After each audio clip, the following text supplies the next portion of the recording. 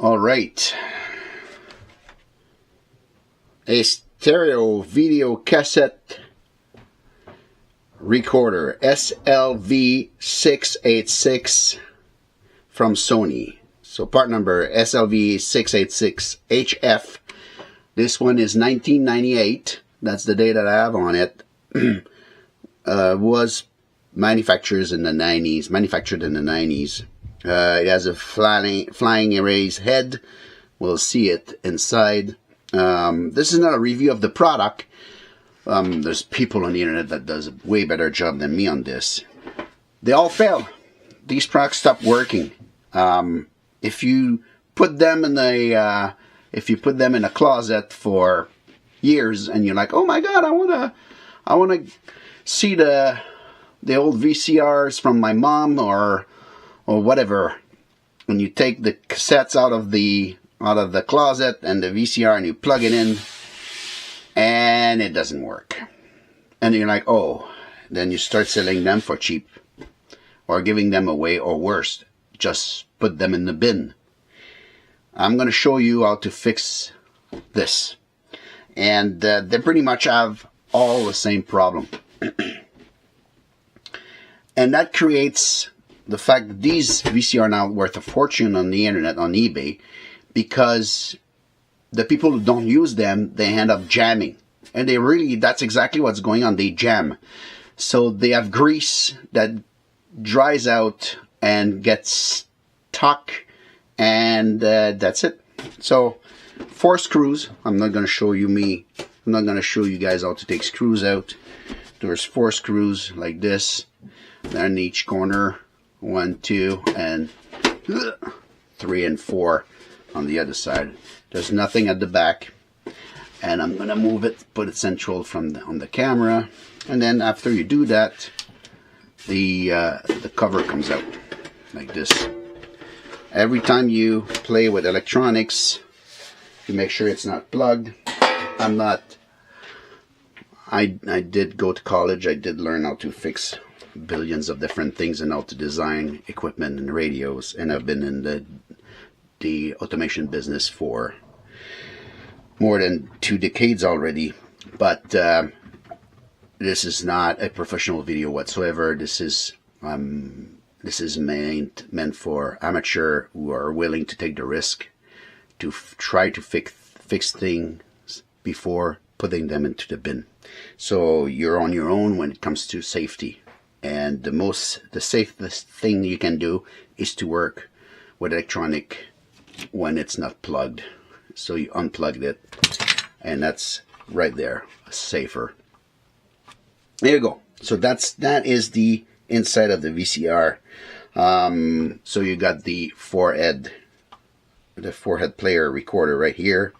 You got the audio and tracking recording head here, playing and recording, and you got the erase head here, which is flying because it's actually floating. It's on a unit that can float and go up and down a little bit.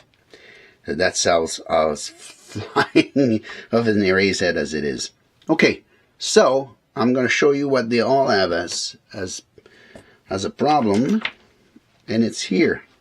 This one I just fixed, and actually you can see the biting marks of my tool. This is spring-loaded, and you can see, I'm going to use another tool as well, you can see the cam and the gear here. So what happened is, when you push your cassette in, there's a bunch of motors that comes in, and this starts pushing the cam, and the tape goes in here and pushes the cam, brings the tape behind the idler wheel, and this idler wheel goes down and squeeze between the capstan. So that's the capstan that's right here. The capstan is right behind, you don't see it from this angle, but behind this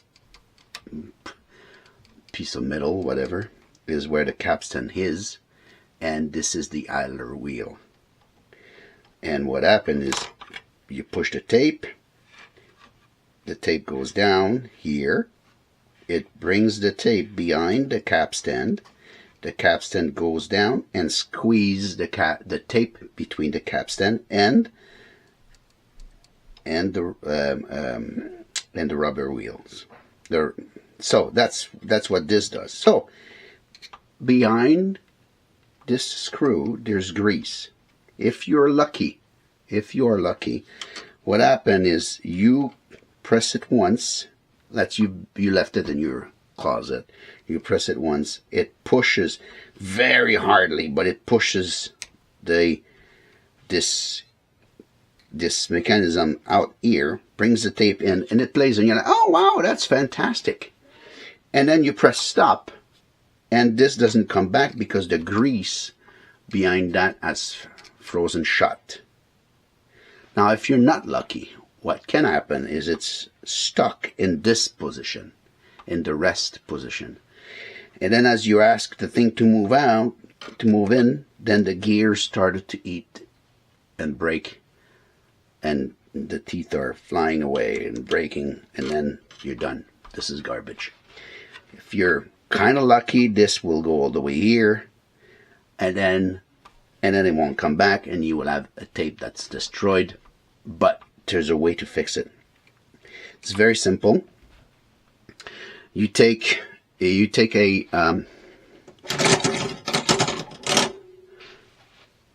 one of these tools, which is this one is attached to a screwdriver, but it's a box, right? It's a box tool, and then you unscrew that nut just a little bit. You can take it totally out, but you can undo it just a little bit. And then don't do like I did, because that's my mistake, and I should have known better, and I know better, but you know, I'm trying to cut corner. Sometime when the nut is out, you put a bit of WD-40. That's the mistake. So you need to use WD-40, but you cannot spray it in here like this, because it's going to splash everywhere. And then there's some mechanism that needs some restriction. They have these felt pads. You don't see it beyond the camera here, but there's the felt pad that slows down the equipment, so you don't want to spray it. So what you do, and you spray it in a little cup or in a little anything. You can use anything. Just spray it a little bit in a little container. Take a tiny screwdriver, just like that. And what you do is you, for example, if you have dropped some in that nub, you use your screwdriver, and then it will create a little drip here, a little teardrop of oil, and then you go and drop it right where the screw is. And after you've done that, then gently and strongly at the same time, you use a pair of pliers, and you rock this back and forth. You rock this back and forth like this.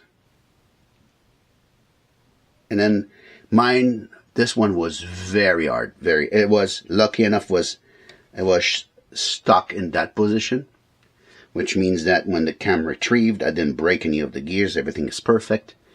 But it was done. It must have been sitting in someone's garage or outside for years. It was shut there.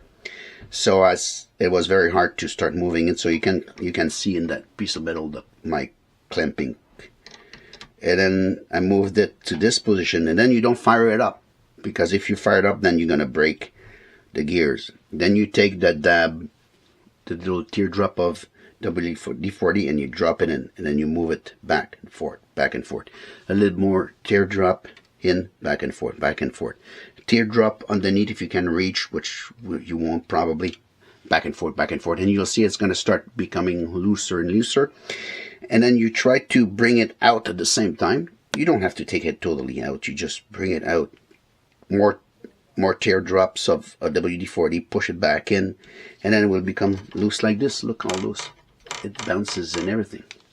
And when you reach that position, and that's, well, not the position, but that when after you reach that flexibility of this, then you just plug it back in. I always use these these switch like that, you can buy those on Amazon. They're worth nothing. It's just that in case of panic, instead of pulling on the plug, I just hit the switch and turn it off. So if I hear tack, tack, tack, tack, or something like this, I just go and reach for the switch. So now it's powered on, and I can turn on the TV as well, which you guys don't see, which is relevant to this radio anyway. Then you just push the tape in.